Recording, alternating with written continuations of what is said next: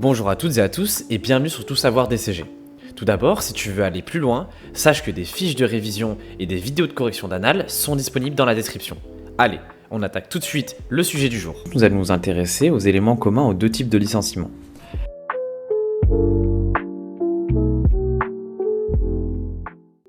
Il y a deux types de licenciements, un licenciement pour motif personnel et un licenciement pour motif économique.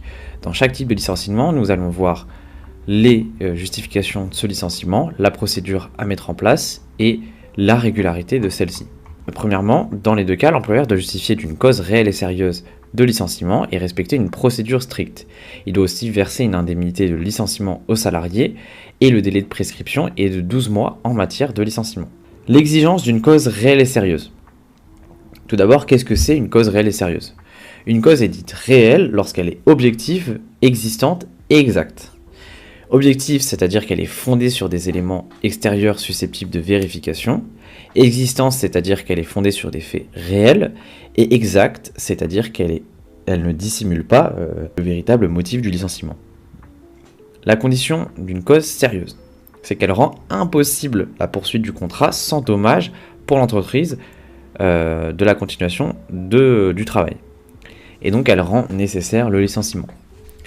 Cette preuve, eh bien, il n'y a pas de preuve à apporter, que ce soit par le salarié ou par l'employeur. Le salarié, il doit simplement présenter les faits. Et c'est le juge qui va apprécier si ça constitue une cause réelle et sérieuse. Et si un doute subsiste, il va profiter au salarié. L'employeur, il doit dénoncer dans la lettre de licenciement le motif de licenciement. L'absence de motif ou l'imprécision de motif est équivalent à une absence de cause réelle et sérieuse. Dans le cas où le salarié ne fait pas la demande de cette précision, l'impression ne privera pas à elle seule le licenciement de cause réelle et sérieuse. Les motifs énoncés dans la lettre de licenciement éventuelle précisée par l'employeur fixent les termes du litige. Cela signifie que l'employeur ne pourra pas invoquer devant le juge des éléments qu'il n'aura pas mentionnés dans la lettre de licenciement. Et les sanctions en l'absence de cause réelle et sérieuse, dans ce cas-là, eh bien, le conseil de prud'homme peut proposer la réintégration du salarié, mais c'est rarement le cas, il y a d'autres sanctions. En l'absence de cause réelle et sérieuse, il y a deux sanctions qui sont cumulatives. L'indemnité aux salariés pour licenciement sans cause réelle et sérieuse, ça va dépendre de l'effectif de l'entreprise. S'il y a moins de 11 salariés, le montant minimum va être fixé par la loi, peut varier ou sinon par le juge. S'il y a plus de 11 salariés, c'est le montant minimum et maximum qui va être fixé par le juge. Et la deuxième sanction, qui est une sanction cumulative également, le remboursement à Pôle emploi des allocations chômage versées aux salariés dans la limite de 6 mois, à condition que, tout d'abord, l'effectif de l'entreprise soit d'au moins 11 salariés et que l'ancienneté du salarié soit d'au moins 2 ans. Le respect de la procédure de licenciement. La procédure, elle va varier selon le motif économique ou le motif personnel, mais en cas de non-respect, eh bien, il y a des indemnités au moins d'1 mois de salaire maximum et des indemnités non dues si le licenciement est sans cause réelle et sérieuse. Donc ça, c'est simplement si la procédure n'est pas respectée. L'indemnité de licenciement, donc ça c'est lorsque le licenciement est réalisé normalement, c'est l'indemnité légale, elle est elle est versée à tous ceux qui ont au moins 8 mois d'ancienneté au service de l'employeur. Et comment elle se calcule ?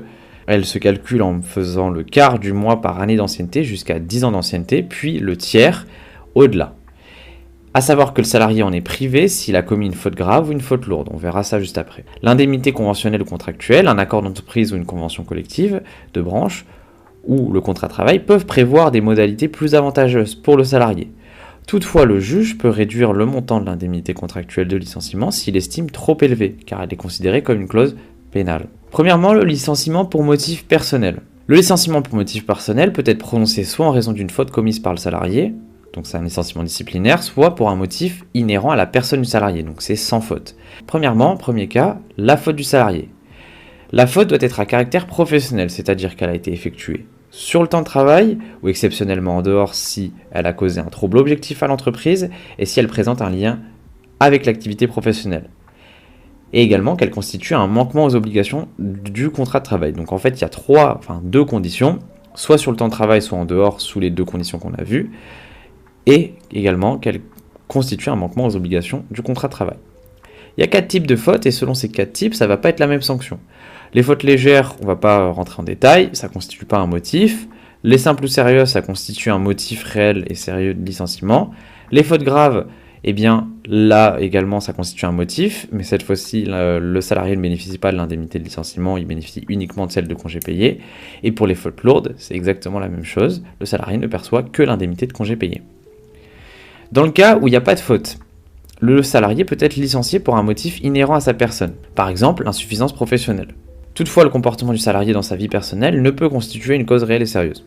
Dans ce cas-là, pour licenciement pour motif personnel, eh bien, il y a évidemment une procédure à respecter. Premièrement, une convocation par LRAR à un entretien préalable. Si le projet de licenciement est motivé par une faute, la convocation ne peut intervenir plus de 2 mois après que l'employeur ait eu connaissance de cette faute. Ensuite, il y a l'entretien. Il doit arriver au moins 5 jours après. Au cours de cet entretien, l'employeur est tenu d'indiquer le motif. Si le salarié ne se présente pas à l'entretien, l'employeur peut poursuivre la procédure et convoquer à nouveau le salarié. La notification du licenciement, elle est encore une fois faite par l'RAR, elle ne peut intervenir moins de 2 jours après l'entretien. Et si le licenciement est motivé par une faute, cette notification n'est plus possible au-delà d'un mois après l'entretien. Certains licenciements sont considérés nuls par la loi. On ne va pas rentrer en détail. Voici la liste des licenciements considérés nuls par la loi.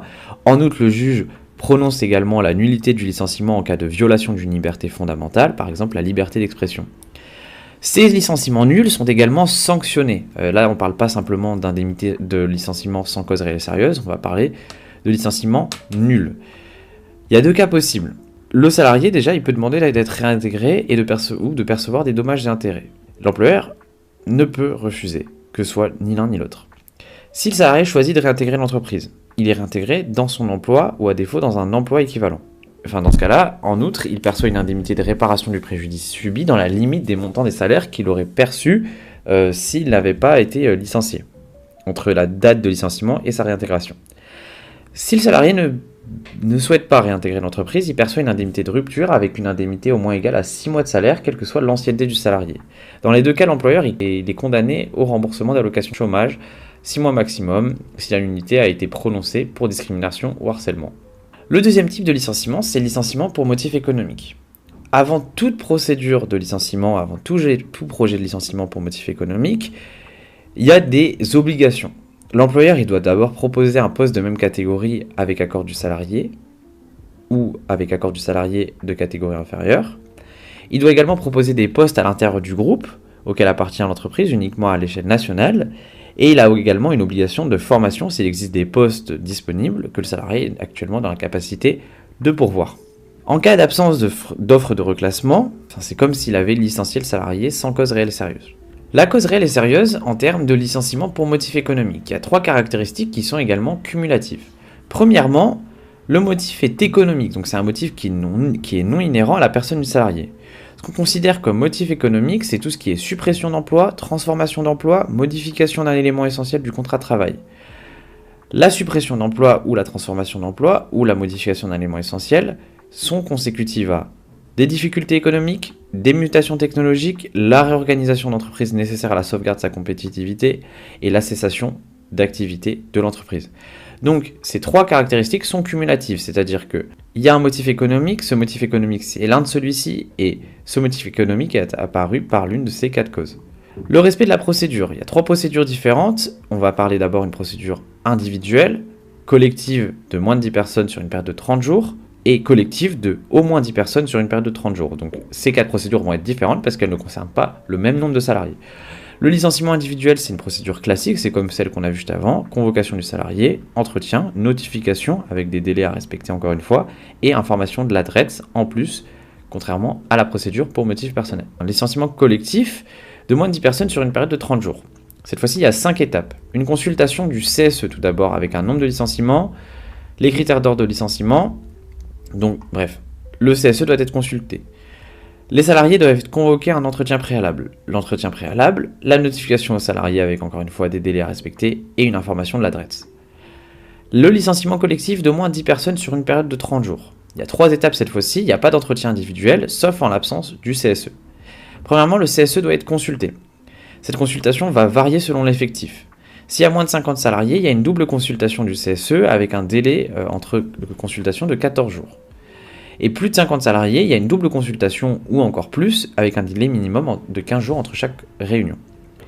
Le CSE, il doit rendre son avis dans un délai différent, 2 mois si le nombre de licenciements est inférieur à 100, 3 mois si entre 100 et 250, et 4 mois au-delà de 250. Ensuite, donc ça c'est la première étape, l'adresse doit être informée. Elle ne doit pas être informée une seule fois, contrairement au licenciement qu'on a vu juste avant, elle doit être informée tout au long de la procédure.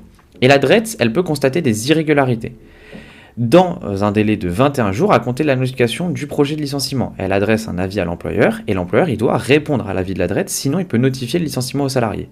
Donc l'avis de l'adresse il doit être favorable, sinon le licenciement n'est pas possible. La notification du licenciement, si l'entreprise a moins de 50 salariés, la notification ne peut intervenir moins de 30 jours après la notification du projet de licenciement à l'adresse. Et si l'entreprise a plus de 50 salariés, la même chose, simplement cette fois-ci, l'adresse doit accepter l'homologation ou la validation, enfin elle doit homologuer ou valider le plan de sauvegarde d'emploi. Puisque forcément, dans les entreprises avec beaucoup de salariés, il y a un plan de sauvegarde d'emploi. Le plan de sauvegarde d'emploi, donc il est obligatoire dans les entreprises de plus de 50 salariés lorsqu'elles envisagent de licencier au moins 10 salariés sur 30 jours. Donc c'est ce cas-là qu'on a vu juste avant. Premièrement, il doit être élaboré. Il y a 3 types de dispositions: éviter la suppression d'emploi, éviter le licenciement, faciliter le reclassement. L'adresse doit l'homologuer. Tout d'abord, soit par validation s'il s'agit d'un accord d'entreprise ou convention collective dans un délai de 15 jours à compter de la réception, ou pour homologation s'il s'agit d'un document de l'employeur dans un délai de 21 jours à compter de la réception. Le silence de l'adresse vaut acceptation. Tout licenciement prononcé avant la validation ou l'homologation en cas de décision négative entraîne la nullité de la procédure de licenciement. Le recours contre la décision de l'adresse est possible dans un délai de 2 mois à compter de la notification de la décision. Il est porté devant le tribunal administratif qui doit rendre sa décision dans un délai de 3 mois. Le juge il peut prononcer la nullité de la procédure de licenciement en cas d'absence ou d'insuffisance du plan de sauvegarde d'emploi. Dans ce cas-là, l'employeur va être condamné. Si la procédure de licenciement est annulée, le juge il peut prononcer la nullité des licenciements et les salariés peuvent demander leur réintégration. On va voir également d'autres mesures favorisant le reclassement. Le congé de reclassement, le congé de mobilité et le congé de sécurisation professionnelle. Premièrement, le congé de reclassement. Il concerne les entreprises d'au moins 1000 salariés. La durée du congé, elle est de 14 à 12 mois. Et le salarié bénéficie d'une action de formation et de prestation d'une cellule d'accompagnement. Il est rémunéré normalement par l'employeur si la durée du congé n'excède pas la durée du préavis. Au-delà, il perçoit 65% de sa rémunération. Le congé de mobilité peut être proposé dans les entreprises de 300 salariés et plus qui ont conclu un accord relatif à la GPEC. Le congé est rémunéré normalement par l'employeur pendant toute la durée du préavis, puis à hauteur de 65% de sa rémunération. Et enfin, le contrat de sécurisation, cette fois-ci c'est au moins 1000 salariés dans les entreprises ou dans les entreprises en redressement ou en liquidation judiciaire. Il doit être proposé aux salariés dont le licenciement économique est envisagé, soit lors de l'entreprise préalable, soit après dernière réunion des représentants du personnel. Le salarié bénéficie d'un délai de réflexion de 21 jours, absence de réponse à vos refus. Si la durée du congé de sécurisation professionnelle est inférieure à 12 mois, le bénéficiaire du CSP perçoit une allocation de sécurisation professionnelle.